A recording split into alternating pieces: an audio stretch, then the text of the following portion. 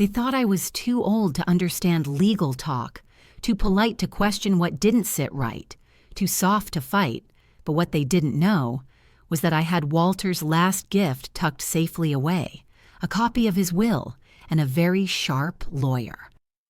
My name is Esther Langley, and I'm 74 years old. I lived a quiet life in a small town in Oregon, weathered in its rhythm, softened by its silences. For 28 years, I was the wife of a man named Walter Langley. He was older than me by a good 10 years, but his soul had warmth that never aged. Walter wasn't flashy, not the kind of man who gave grand speeches or made a room hush with his presence. He believed in small gestures, fresh roses on Sundays, a glass of warm milk when I couldn't sleep, and hands that always found mine during church prayers. He'd been a lawyer once, a sharp one. And even though he retired long before we met, the way he read people, like he could see straight through their smiles, never left him. The final year of his life came in like dusk after a long summer day. Quiet at first, then all at once, dark. He'd been forgetting things, not just keys or appointments. Bigger things, how to get home from the store, what we'd talked about over breakfast, the name of the town where he was born. Doctors called it early-stage dementia. We called it cruel. Walter, in his lucid moments, tried to laugh through it, but I could see the fear in his eyes every time he reached for a word that wouldn't come. "I'm fading, Est," he whispered one night, lying beside me in bed. "But before I do, I need you to promise me something." I turned to him, touched the side of his face. "Anything. There's a will. A new one. It's not in the safe. Don't look there. I gave the official one to Helen, but this—" He reached slowly for the drawer in his nightstand and pulled out a thick white envelope. "This is a copy, a backup, just in case." He placed it in my hands, sealing it with a look so serious it made my chest tighten. "Esther," he said, sitting up with the kind of clarity that made me ache, "when I go, they'll come." "They?" I asked, though I already knew. "My children, Monica, David, Joel, they never accepted you. Never accepted that I chose you, really chose you. And I tried. I tried to make things right with them, especially after my first wife passed. But blood doesn't always mean love." I didn't say anything. I didn't need to. The years had already told me the truth. They were cold with me. Polite in public, yes, but privately? They tolerated me like an unwelcome guest in their father's second chapter. Walter leaned closer, his fingers trembling as they touched mine. "They'll try to erase you. Pretend like you were just a footnote. But you're not. You were my life. You kept me going, and I made sure the will reflects that. The house, the account, the small cabin by the lake. We built those things together. They go to you." Tears filled my eyes, but I didn't let them fall. I had to be strong. For him. "You'll be all right, won't you?" he asked, almost like a child asking for reassurance before falling asleep. I nodded. "Yes, Walter. I'll be all right." He smiled at that, closed his eyes, and fell asleep holding my hand. 3 months later, he was gone. The funeral was modest, just as he'd wanted. No grand speeches, no gold-lined invitations, just the old church down the road, the scent of lilies in the air, and a quiet hymn that carried our memories like wind through the stained glass. Monica sat in the front row, dabbing her dry eyes with the same tissue for 20 minutes. Joel leaned back in the pew like he was waiting for a verdict to be read. And David had that same slippery smile he always wore when he thought he was in control. They didn't hug me. Not really. Just that half embrace, half obligation thing people do when they want to be seen looking civil. I stood beside Walter's casket and didn't say much, just pressed my hand against the wood and whispered, "I'll keep my promise." Later that evening, alone in the bedroom we once shared, I opened the drawer. The envelope was still there, untouched, heavy. I ran my hand across the seal and placed it in the lockbox beneath my bed. I didn't open it. Not yet. I didn't need to see what it said. I trusted Walter, and Walter had trusted me. But something deep in my bones told me this wasn't over, not even close, not when greed was in the room, not when silence was my armor, and certainly not when Walter had left me the sharpest sword of all, the truth. The day after Walter's funeral, the air felt heavier than usual. There's a kind of silence that follows death, not peaceful, not sacred, but calculated, the kind that lingers when people are waiting for something or plotting. I woke up early, made coffee, and set 2 cups out of habit. His chair across from mine sat empty, but I still poured for him. I wasn't ready to break routine just because he was gone. By mid-morning, I heard tires on gravel, a car door slam, then another, 3 voices rising in volume as they approached the front door. I opened it before they could knock. There they were. Monica in her pressed beige slacks and that sharp look she inherited from Walter's first wife. Joel in jeans that cost too much for someone who never held down a job. And David, the middle child, in his always too tight button-up, flashing that politician's smile. "Good morning," I said, steady as a stone. Monica tilted her chin. "We thought we'd come by and help with arrangements. You know, paperwork, documents, estate matters." She didn't say your house or your things. She said arrangements. Joel strolled in without asking, his eyes already scanning the walls. "Where's the safe?" he asked like he was looking for the remote. David offered a half smile. "We just want to make sure everything's done properly. You know, legally." Legally. The irony was rich. I stepped aside and let them in, but not because I had to, because I wanted to see how far they'd go. They made themselves comfortable. Monica went straight to the study, opening drawers and flipping through Walter's papers like a detective on deadline. Joel turned on the lamp beside Walter's reading chair and sat back like a king waiting for a crown. David hovered close behind me, a little too familiar, too invasive. "We thought it would be best," Monica began, "if we arranged a family meeting, just to talk through next steps." "Of course," I replied. "Let me know when." She blinked. "Well, it'll be this evening, at 6. Here." I raised my eyebrows. "And I'm invited?" She hesitated. Naturally. But the tone said otherwise. That evening, I dressed in Walter's favorite shawl, the soft navy one he'd given me 2 Christmases ago, and made my way to the living room. The room was full. Monica had printed folders, one for each of them, none for me. David was writing on a yellow legal pad. Joel had brought a bottle of wine, already half finished. Monica cleared her throat like she was about to start a board meeting. "We've discussed Dad's estate," she said. "There's a lot to go through. Bank accounts, property titles, assets. Obviously, since there's no official will on file, everything falls under intestate succession." Joel chimed in. "That means we split everything 3 ways. Standard process." I stared at them, my fingers folding gently into my lap. "There's no will?" Monica didn't flinch. "If there was, it's long gone. We searched everywhere. Nothing in the safe. Nothing at the lawyer's office. And Dad wasn't well toward the end, as you know." David added, "We can handle things from here. We'll make sure you're looked after." I smiled politely. "Looked after?" "Yes," Monica said. "We were thinking of relocating you, maybe to that retirement village near St. Clair's Hospital. They have a lovely memory care wing." Memory care? I'd read between the lines. Joel raised his wine glass. "To peace of mind." They all clinked glasses. I didn't lift mine. Instead, I stood. "You're right," I said softly. "There's no will in the safe. And Walter was forgetful near the end." I paused. "But you forgot who he was before that." Monica looked irritated. "Esther, please don't make this emotional." I looked right at her. "Number, I'll make it legal." Then I walked out. Back in my bedroom, I sat on the edge of the bed and pulled out the sealed envelope from beneath it. I hadn't even opened it yet. I didn't need to, not back then. But now I would. With shaking fingers, I peeled the seal. Inside was a neatly folded document, signed, dated, witnessed, and notarized. Walter's final will, clear, firm. Uno strumento?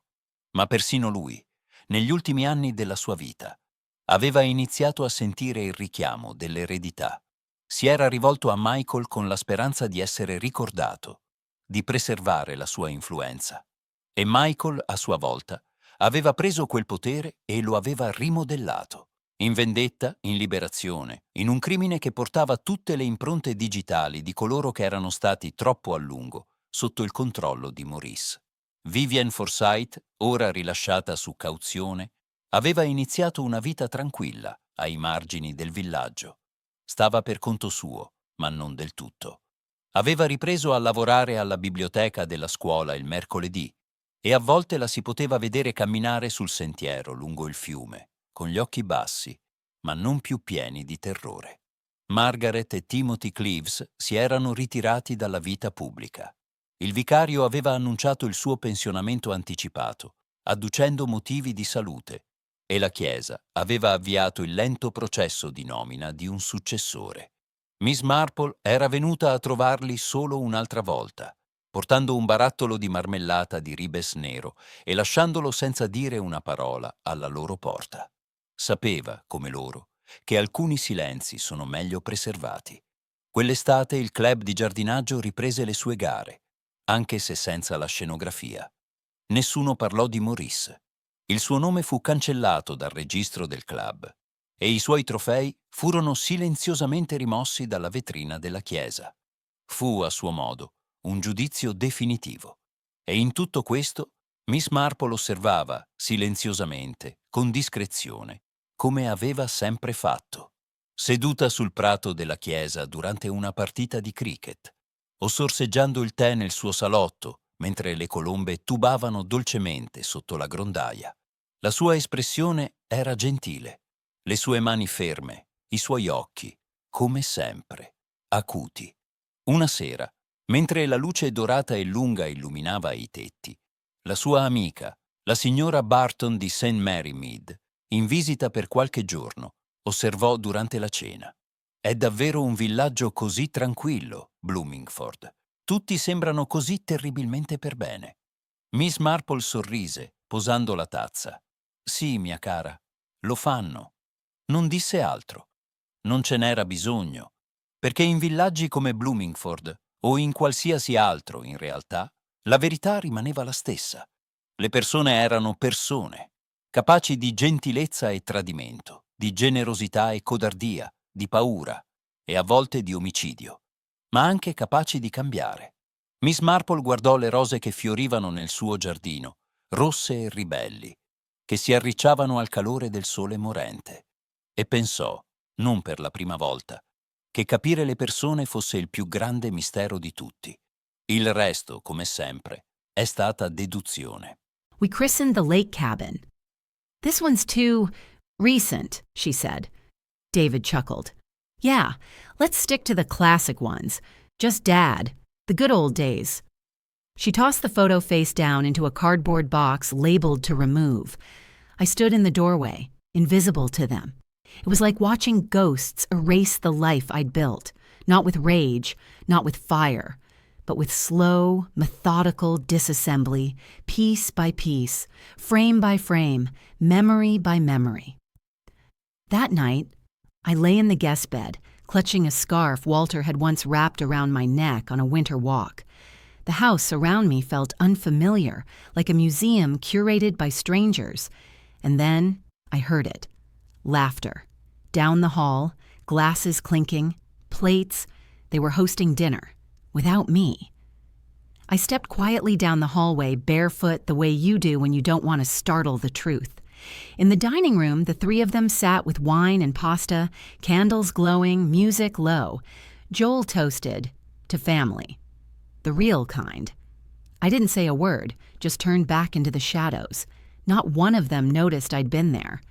I returned to my room, my cage, and opened the manila folder Helen had given me when I met her earlier that day. Inside was a copy of Walter's will, printed and signed with bold ink, time-stamped 6 months before he died. It bore the name of the notary, 2 witnesses, no gaps. Monica, David, and Joel were each given an inheritance already, he had written. Gifts during life, not to be repeated in death. Helen had told me that phrase was deliberate. He made sure the court would see it that way. I closed the folder and opened my notebook. I began documenting everything: the locks, the photo removal, the fake family dinners, every word spoken, date, time, tone. They thought they were writing me out of the story, but I was already writing them into the record. The next morning I called Helen again. "They've begun," I said. Her voice was steady. "Good, so will we."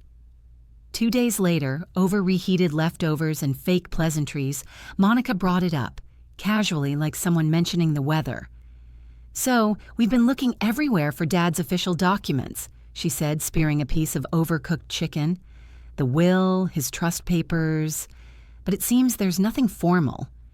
Joel chimed in. "We even called his old lawyer, that one from Portland." He retired.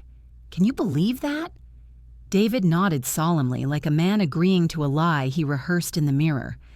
"We checked the house, the safe, even the attic. Nothing. So I guess we just handle things ourselves." I didn't blink. I stirred my tea. Joel leaned forward. "I mean, we could all go to probate court and let the judge decide how to split things. But that'd be messy, wouldn't it?" Monica offered her softest, condescending smile. "We figured you'd prefer something simpler." David placed a piece of paper in front of me, typed, unnotarized, unsigned. "A draft will," he said. "We found it in his desk." Found. Not filed, not registered, not witnessed. Just found. Walter Langley would never write a will without proper witnesses. He once said, "A will without teeth is just a wish list." I glanced at it. The draft conveniently left everything to them, equal thirds. No mention of me, no mention of the cabin, no word of our life together. "Looks very clean," I murmured. Joel nodded. "Right? It's fair." "Very fair," I repeated. Then I folded it once, neatly, and slid it back to David. "Thank you." They exchanged glances. My calm unsettled them. And it should have. Because in my purse, between a pack of tissues and a tiny bottle of hand lotion, sat Walter's real will, signed, notarized, witnessed, and legal, and already in Helen's hands as well. Later that night, I stood at the window and watched Monica carry another framed photo of Walter out to her SUV. I had checked the will again earlier. Walter had written very clearly, "All personal effects, including photographs, mementos, and heirlooms, belong to Esther. They are hers to keep or gift." They were stealing. But they were also documenting their theft, unknowingly, with every social media post, every text, every digital receipt. Monica had even posted a Facebook status, "Going through Dad's things, so emotional. I'm taking his favorite photo to hang in my office." I took a screenshot. I was done being polite, done hoping they'd come around. The next morning, I left early and drove into town. Helen's office was above a bakery. You could smell cinnamon through the stairwell. Comforting, oddly. The opposite of what we were about to do. She welcomed me in, her silver hair pulled into a tight bun. Her voice always reminded me of smooth gravel, steady, grounded. "They're preparing something false," I said, handing her the printed draft David had shown me. Helen read it, jaw tightening. "This isn't even close to legal." She opened the real file. "We'll initiate probate immediately. Your Walter was smart. This is watertight. It names you sole executor and beneficiary of the home, the savings, and the lake cabin. The children were each noted as having already received their lifetime gifts." I nodded. "They'll fight." She smiled. "Let them." She pulled a yellow envelope from her drawer. "This," she said, "is a certified copy of the will. It's already been registered. And this," she held up a second envelope, "is the petition for probate. I'll file it in court today." I took a deep breath. "They changed the locks. They moved my things." Her face darkened. That's illegal. You're still the lawful resident. They can't evict you from a house you jointly owned. Once the court receives this, they'll be forced to respond. I lowered my voice. They think I won't fight. Helen reached across the table and touched my hand. Esther, she said gently, they've mistaken your silence for surrender. I left her office that day with two things: a quiet confidence I hadn't felt in weeks, and a folder full of truths the children thought they'd buried. Back at the house, David was carrying boxes to the garage. Monica sat in the kitchen with Joel, giggling over what looked like Dad's old coin collection. Joel glanced up when I walked in. We're thinking of holding an estate sale. Would help cover probate costs. Just being responsible. I placed my purse on the counter and smiled. That's thoughtful, but you might want to pause. Monica frowned. Pause what? I looked her dead in the eye. Everything. The day after I told Monica to pause everything, the tension in the house could have sliced through brick. She didn't respond, of course. Just pursed her lips and went back to polishing the silverware she'd already packed away in bubble wrap, labeling the box Monica, dining room, Dad's. But something had changed. My tone had shifted, and for the first time, they didn't know what I was thinking. They began watching me the way people watch a pot they're sure will boil over. I kept to myself, but I made no effort to shrink. I took my seat at the table like I always had. I moved freely through my own home. I stopped asking before opening cabinets. And when they whispered, I listened, especially when they thought I was asleep. That evening, I pretended to nap in the guest room. I left the door open just enough. From the kitchen, I heard Monica's voice. She's getting bold. Do you think she knows something? David, she's bluffing. That will never turn up. There's no copy. Joel, maybe. Or maybe she's planning something. Either way, we should sell the cabin now before she starts talking about rights. That was the last straw. I no longer had the luxury of waiting for decency. I had evidence. I had legal ground. And most importantly, I had someone who believed me. That night, I called Helen from the back porch. The stars above me were sharp, like glass, frozen in time. They're talking about selling the cabin, I told her. I think they're trying to transfer assets before probate gets to them. Her voice was calm but direct. They can't. If they try, I'll get an emergency injunction. We'll file a motion to freeze all estate assets until the will is reviewed. I exhaled. Can I really win this? Helen didn't hesitate. You're not just going to win, Esther. You're going to show them they never had a chance. The next morning, she came to the house. It was early, still fog on the lawn. She arrived in a navy suit with documents in one hand and a quiet fire in her eyes. Monica was in the kitchen with a realtor. Yes, a realtor. They were looking at glossy photos of the lake cabin on a laptop screen. Helen didn't even knock. She stepped into the house like she owned the floorboards. I opened the door for her and offered no introductions. David appeared from the hallway, clearly confused. Can we help you? Helen turned slowly. Yes, you can stop touching property that doesn't belong to you. Joel stepped forward. Excuse me? She handed him a manila envelope. I'm Helen Travers, legal representative of Mrs. Esther Langley, and that, she nodded toward the envelope, is a court-acknowledged copy of Walter Langley's final will and testament. You are hereby notified of an active probate proceeding under file number 2249P, now officially underway. Monica's face drained of color. Helen continued. Effective immediately, you are not to sell, move, hide, or transfer any estate property until the court determines legal distribution. Violating this order constitutes probate fraud. The realtor, sensing danger, quietly packed up her laptop and backed out of the kitchen. David snatched the document and flipped through it. This is a copy, he scoffed. It's not the original. Helen didn't flinch. The original is on file with the county, signed, witnessed, and notarized 6 months before Walter passed. And this, she said, pointing to the front page, names Esther as the sole beneficiary of the home, the cabin, and all financial assets. Joel's voice cracked. That's not possible. I stepped forward then, not trembling, not angry, just steady. You thought I wouldn't fight, I said quietly. You thought I'd sit in that little guest room while you picked apart the life Walter and I built. Monica's hands were clenched into fists. He must have been confused. He was sick. You manipulated him. Helen turned her gaze on her.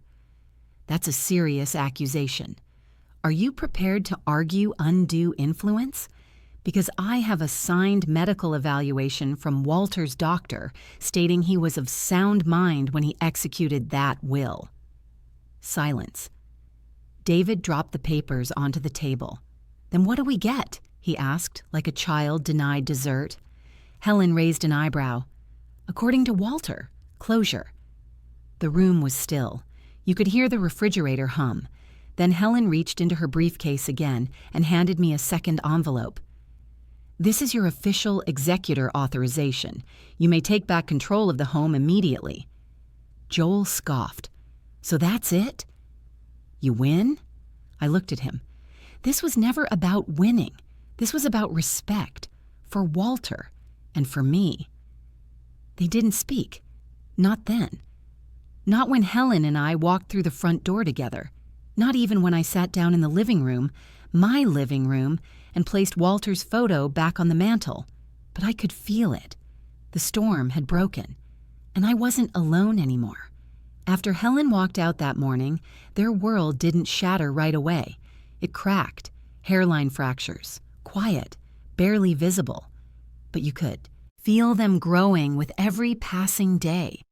I returned to the guest room, but this time by choice. Not out of submission, but strategy. Sometimes the best way to catch a thief is to let them believe the house is still unguarded. So I let them believe. I stopped confronting. I smiled politely. I asked questions with just the right hint of frailty. Remind me, when are you meeting with the accountant again? Do you know where the lake cabin keys ended up? Oh, is that Dad's stamp collection in the garage? And they answered, relaxed again. The arrogance returned faster than I expected, because they thought one legal scare would be the end of it.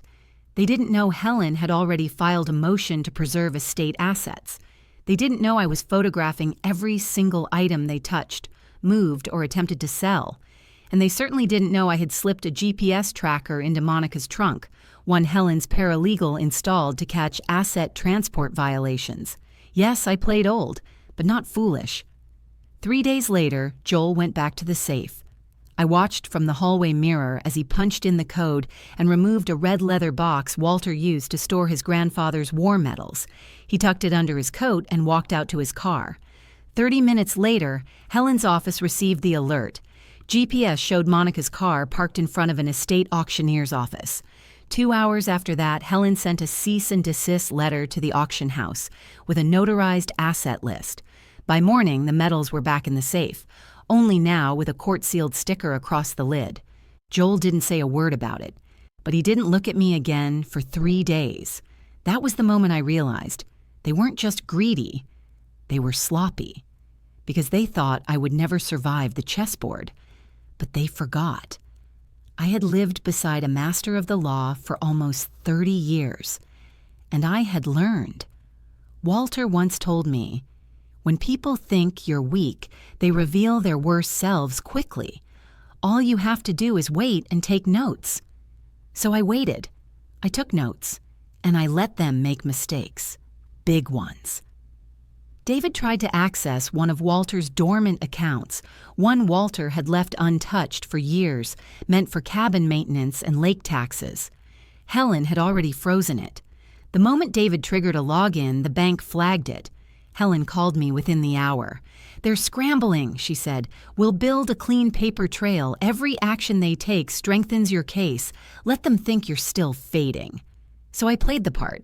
At dinner one night, I forgot where I put my glass. I asked what day it was. I smiled when they called me confused. Monica whispered to Joel, thinking I couldn't hear, "She's slipping. We could probably push for power of attorney." Joel replied, "Get her to sign something. Anything. We'll bury it in forms. She won't notice." I heard it all. I told Helen everything. She laughed, actually laughed, for the first time since Walter passed. "Let them try. I'll have a judge ready." Then something happened I didn't expect. I began to enjoy the performance. The soft gaslighting they tried to use on me, I turned it back on them. Every time they said, "Don't worry about this form, Esther," I replied with a warm, "Of course, dear," then sent a copy to Helen. Every time they mentioned selling Dad's old furniture, I asked innocent questions about dates and buyers. And every night I logged everything: times, names, intent, tone. By the end of the second week, Helen had a binder, a literal binder, titled "The Langley Children versus Common Sense." But the real joy? That came when the court clerk called to schedule the hearing. We'd requested it quietly under the radar. Helen had arranged everything so that when the children received their notice, it wouldn't be a letter.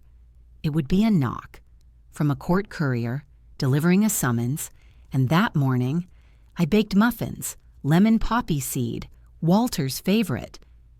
When Monica opened the door and saw the official envelope, her hand froze mid-air. I watched from the kitchen as she read the header: "Notice of formal probate hearing, estate of Walter James Langley." Joel stormed in, eyes wild. "What the hell is this?" David held his forehead in both hands. And I kept stirring my tea. "I guess we'll all be at the courthouse next week," I said softly. They stared at me. "You planned this," Monica hissed. I took a long sip, then smiled. "Number, I just stopped pretending not to notice what you were doing." There's a strange quiet the morning before a storm. Not fear, not dread, just stillness. That's what I felt the day of the hearing.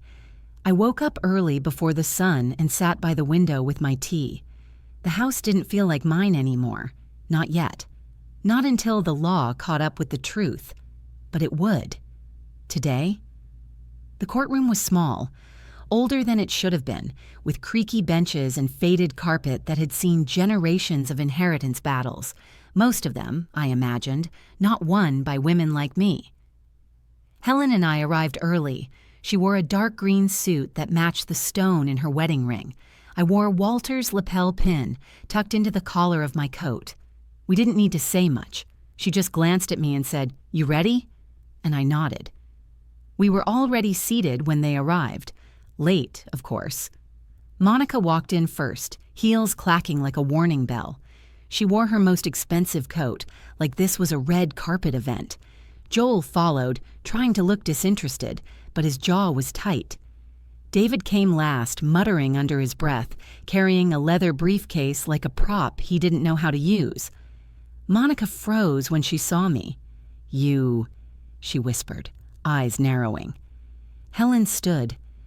"Mrs. Langley is the petitioner and executor named in the will. She has every right to be here," Joel scoffed. "Executor? She's not even blood," David muttered. "She's just the second wife." My father was sick. He didn't know what he was doing. The judge entered before I had to respond. Tall man, gray beard, kind eyes, but no patience for nonsense. The clerk began reading the case number and statement of proceedings. Then the judge turned to me. "Mrs. Langley, you're listed as the surviving spouse of Walter James Langley and the named executor of his last will and testament." "Yes, Your Honor," I said clearly. Helen passed the original will to the bench, along with supporting documents, medical records, legal affidavits, even Walter's final letter to me. The judge flipped through them slowly, nodding. Properly notarized, witnesses present, dated 6 months prior to Mr. Langley's passing, with no contest filed prior. Counsel? Monica stood up abruptly. "Your Honor, we were never informed of this will. We believe undue influence was involved." The judge looked at her calmly. "You were all served copies 2 weeks ago, and you filed no official challenge. Do you have any documented proof of coercion or incapacity? She hesitated. My father was sick. Helen rose.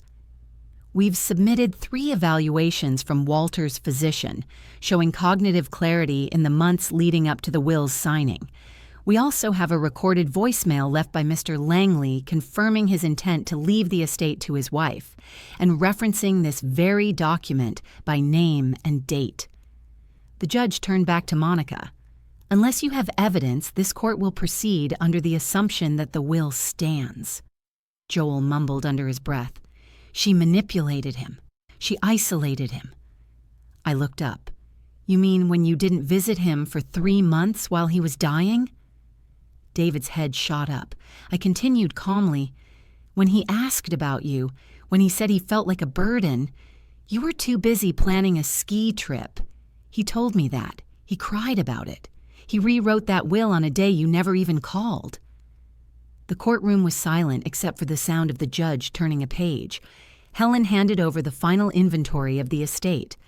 Per the will, she said, Mrs. Langley receives the marital home, the lake cabin, the joint savings account, all personal possessions of Walter Langley, and legal authority to distribute or retain any remaining non-specified assets.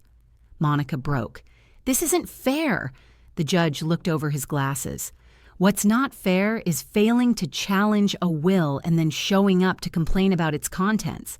This was properly executed and clearly stated. Joel stood, wild-eyed. What do we get then? Nothing. The judge looked at the document again. You were all gifted substantial amounts by your father during his life. Mrs. Langley is within her rights to retain the remainder. The court finds no grounds to dispute the will. He paused. And may I remind you, further attempts to interfere with estate property before full legal transfer may result in criminal charges. He struck the gavel. This court is adjourned. It was done. Just like that. I didn't cry, I didn't smile, I just stood and breathed.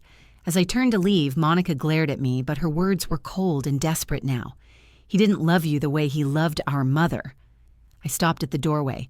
No, I said. He loved me in a way that made him want to protect me. You should have paid attention to that. And I walked out, Helen by my side. The house was quiet when I returned, not the hostile quiet it had been before, the kind filled with eyes behind doors and accusations behind smiles. Number. This silence felt like an exhale, like the building itself had finally dropped its shoulders. They weren't there when I got back. Monica, David, Joel, gone. Not a single word. Not a note on the counter, not a glass left in the sink. Their cars were no longer in the driveway.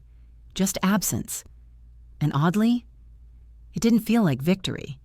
It felt like truth, and the weight that always comes with it. I sat in the armchair by the window, the one Walter used to read in after dinner, and I let the sun settle across my lap. That's when I opened the old cassette box. He'd kept it under the bed for years, tucked beside old tax records and warranty manuals, a tin container full of things from a time when messages had texture, cassettes, handwritten notes, clipped articles he found meaningful. I hadn't touched it since he died, but that afternoon something pulled me toward it. Inside, near the bottom, was a tape labeled only with a date, March 14th, 6 months before he passed. I recognized the handwriting immediately. Walter's, but shakier than it used to be. I stared at it for a long time before pulling out the cassette player from the hallway drawer. The batteries were still good. I pressed play. The recording crackled at first, static and the sound of someone settling into a chair, then his voice. Esth, if you're hearing this, it means things have gotten complicated. I'm sorry. I should have said more while I was here. My breath caught in my throat. I know you think I didn't notice what they were doing, the way they shut you out, the way they tried to rewrite our years together like you were a footnote, but I saw it. All of it. He paused. I could hear a faint cough, then a sip of water. You were the one who stayed, who read to me when my eyes got tired, who held my hand when I forgot names I should have remembered. You gave me more peace than I ever earned." I closed my eyes. They've never known what loyalty looks like, Esth. Not the way you showed it. I changed the will not to hurt them, but because I finally understood what love really was. And it wasn't inherited, it was chosen. Another pause. Don't let them erase you. Don't let them take what we built. Not just the house or the cabin or the furniture, but our life. You deserve to be remembered. You deserve peace. The tape clicked softly, then ended. I didn't cry. I didn't speak. I just sat there listening to the echo of a man who'd known the storm would come and tried to shelter me before it hit. It wasn't just legal protection. It was love, layered into foresight. That night, I called Helen. "I found something," I told her. "A recording." Her voice perked. "What kind?" "Walter," explaining the will, confirming his decisions. She was quiet for a beat. Then, "That's strong. If they try to appeal, this will shut it down." I said, "They won't. They know it's over. But I wanted you to hear it, because I don't think this was just about money. I think he wanted me to remember." Helen met me at her office the next morning. We made a digital copy of the tape and filed it under the probate case, sealed but accessible. As I handed it to her, she looked at me gently. "Most people don't get closure, Esther. They get court dates, bad blood, and half-truths. But Walter, he gave you his last word." I nodded. He always said it wasn't the last word that mattered. It was the right one. And this was the right one. Later, as I walked out into the morning light, I passed a young woman with her mother on the sidewalk. They were arguing over paint samples, clearly decorating a new place. The daughter rolled her eyes, frustrated. The mother just smiled and said, "You'll understand one day." I watched them disappear around the corner and thought about how often we dismiss the women who came before us. We take their silence as weakness, their patience as passivity. But women like me, we don't forget. We just remember differently, with documents, with discipline, with dignity, and sometimes with a recording. The courthouse looked different this time, not just physically, but spiritually. The first hearing had been tense, uncertain, like I was stepping into a world where I didn't belong, like I was a guest in someone else's battle. But now, it felt like I had come home, with truth on one shoulder and Walter's voice on the other. Helen and I walked through the double glass doors with purpose. Our shoes didn't echo like they had before. We didn't tiptoe. We took up space. The hearing today wasn't about approval of the will. That had already been handled. This was about accountability. Specifically, whether Walter's children had knowingly removed, hidden, or attempted to sell estate assets after his death. Probate fraud. A word they'd once joked over the dinner table was for old people who didn't know better. Well, the room was already half full when we entered. A few neighbors had shown up. Word had gotten around, as it does in small towns. Even the auctioneer Joel had contacted was present, subpoenaed by Helen as a witness. Joel, Monica, and David sat, together in the second row, their body language disjointed, shoulders tense, eyes darting, fingers twitching, and when they turned and saw me, their faces dropped, because I wasn't just walking in as Walter's widow. I was walking in as the woman they had tried to erase, and failed. The judge entered. He reviewed the docket, then looked straight at Helen. "You've brought forth a petition to examine potential misconduct in the handling of estate items following the decedent's passing." Helen stood, crisp and clear. "Yes, Your Honor. We believe several high-value items, specifically military medals, rare stamps, and furniture, were removed from the estate and nearly sold before the will was submitted to probate." She gestured to the evidence. Photos, emails, text messages, Facebook posts, and a GPS log. Joel's voice cracked from behind us. "This is ridiculous." The judge held up a printed post from Monica's public Facebook page. "Taking Dad's lake furniture to the consignment shop." bittersweet memories. Was this posted before or after the estate was legally settled? The judge asked. Monica swallowed. Before, but we didn't know there was a will. Helen didn't let her finish. We have proof they were aware of the will's existence via verbal confirmation and chose to act as if it didn't matter. That's not ignorance. That's evasion. The judge turned to David. Did you attempt to log into the decedent's personal accounts? David shifted in his seat. I thought they were still active. Just checking balances. Helen handed over the login alerts and the cease and desist warnings sent to all 3 siblings days before the hearing. The auctioneer stepped forward. He looked nervous. I was contacted by Mr. Joel Langley to appraise and sell a set of military medals and antique pins. He said they were his inheritance, but when I ran the estate number, I saw the freeze order and called it off. Joel muttered, I didn't know. I didn't check. The judge folded his hands. Mr. Langley, as an adult claiming inheritance, it was your legal duty to ensure those items were not restricted. The court had already issued a hold, and you were notified.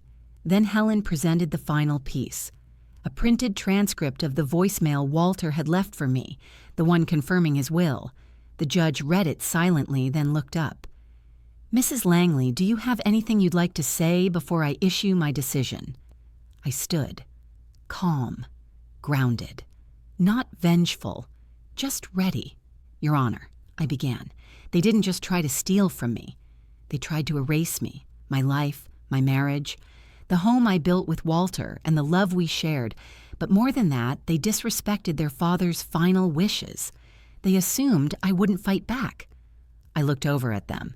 But I did, quietly, carefully, and completely. The judge nodded. In light of this evidence, the court finds that the decedent's children violated probate procedure. I am ordering the return of all removed items to the estate. If any items have been sold or lost, restitution will be required.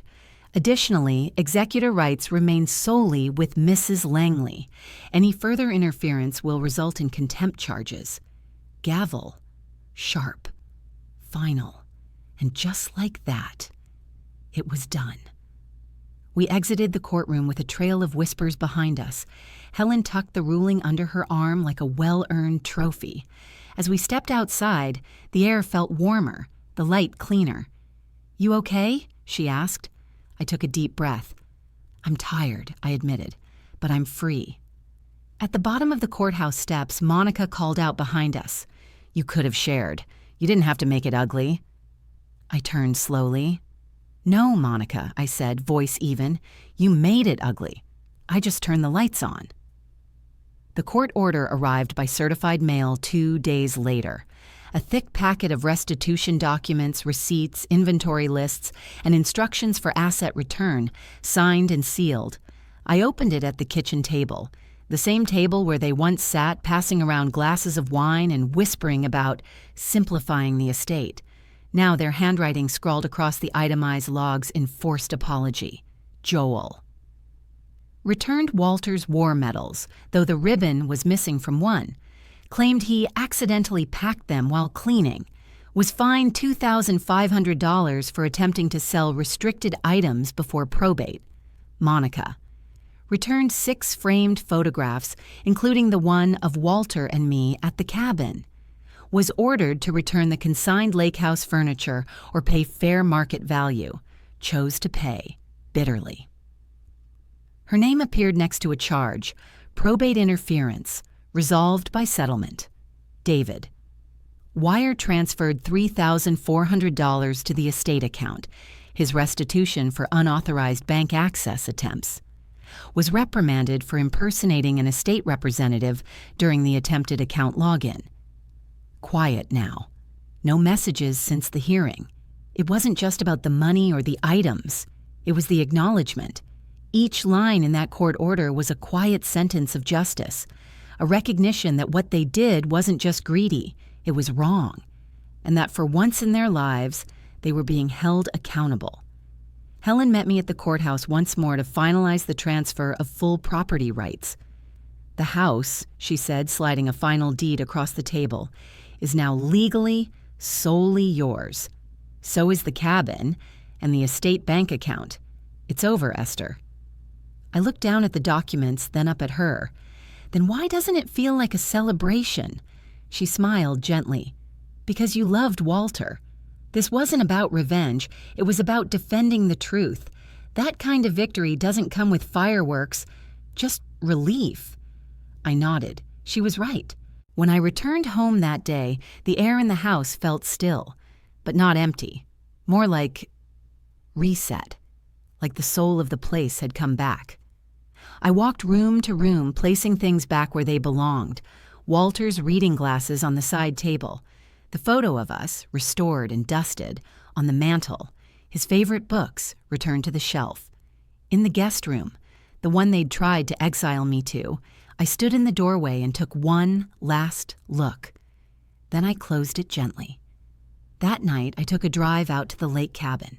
I hadn't been since the funeral. The gravel road curled like a ribbon through the pines, leading to the place Walter and I had poured so much of ourselves into. When I stepped out of the car, the air was colder, but clean. Still. I unlocked the door, stepped inside, and smiled. They hadn't touched it. Not completely.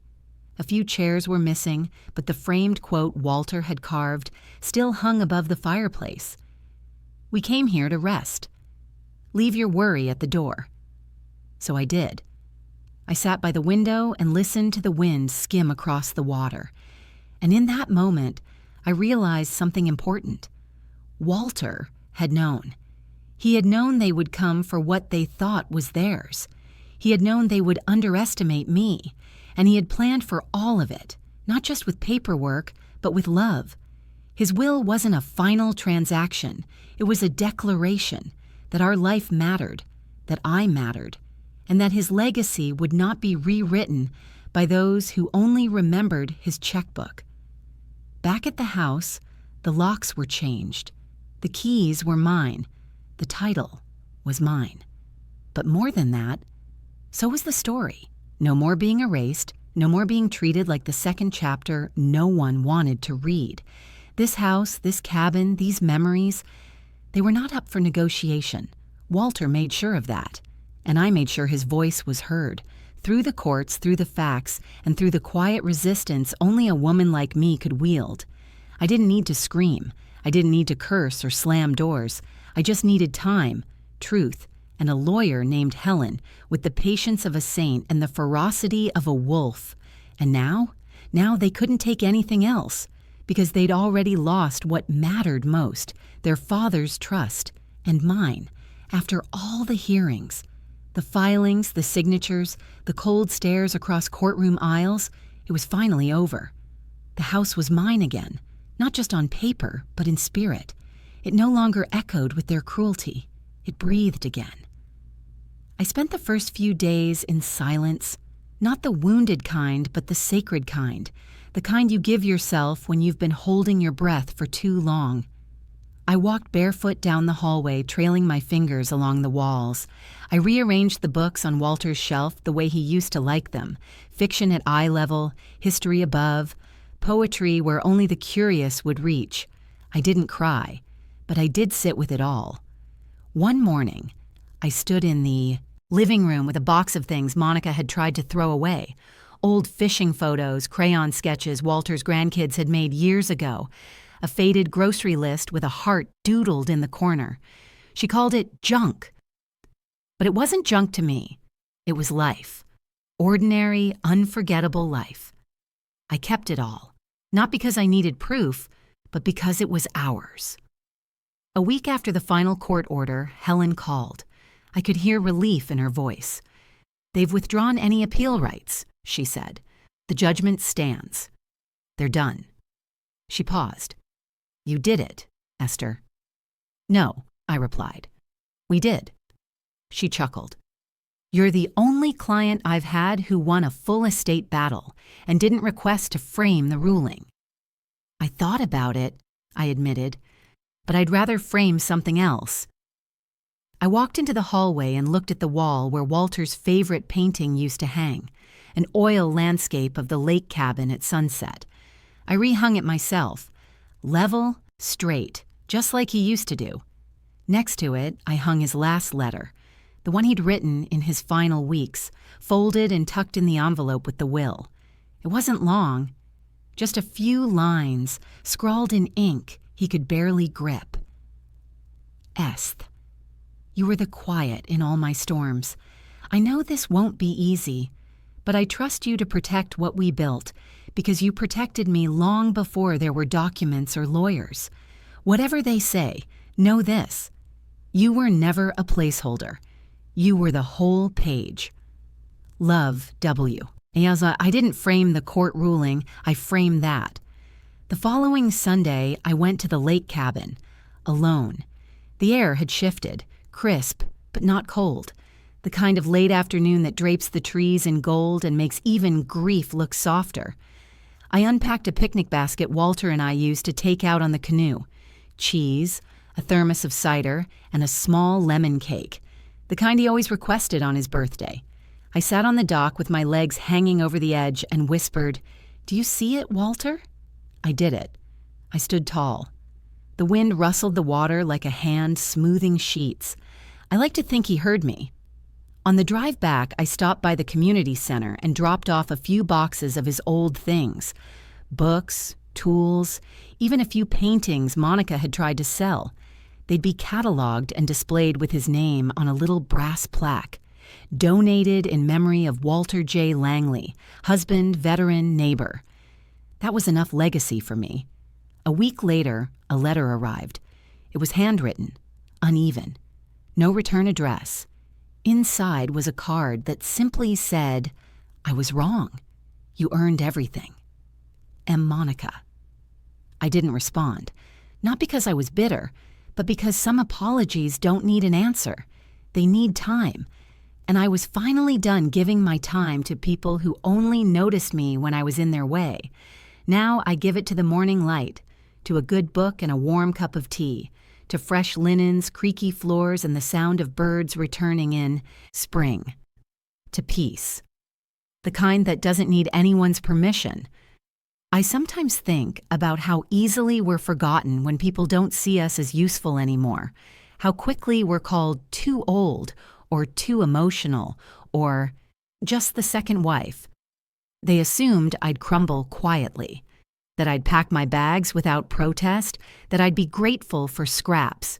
They didn't know I had spent nearly 3 decades learning what real love was, and real love prepares you, not with rage, but with resolve, not with noise, but with knowledge. Walter didn't leave me millions. He left me something far rarer, the belief that I was worth protecting, even when he was gone. People like Monica, David, and Joel think legacy is about what you can hold in your hands. But I know better. Legacy is what you guard. And in the end, I guarded ours with silence when necessary and fire when required. There's a photo I keep now, framed above my writing desk. It's one I took myself years ago, before smartphones, before filters and lighting tricks. Just a snapshot from our first summer at the lake cabin. Walter is sitting on the porch steps wearing a wrinkled white shirt, barefoot, sipping iced tea. He's not looking at the camera. He's looking at me. And the smile? It's the kind people only give when they're safe, when they're seen. That's the part the children never understood. They thought Walter was their vault, but I was his keeper. They believed I was his burden, but I was his rest. In the end, they fought for furniture. I fought for the man. And that's why I was never really fighting them. I was just protecting what love had built, what loyalty had sealed, and what the law, thankfully, was still capable of honoring. Helen said something to me once, not long after the court order was finalized.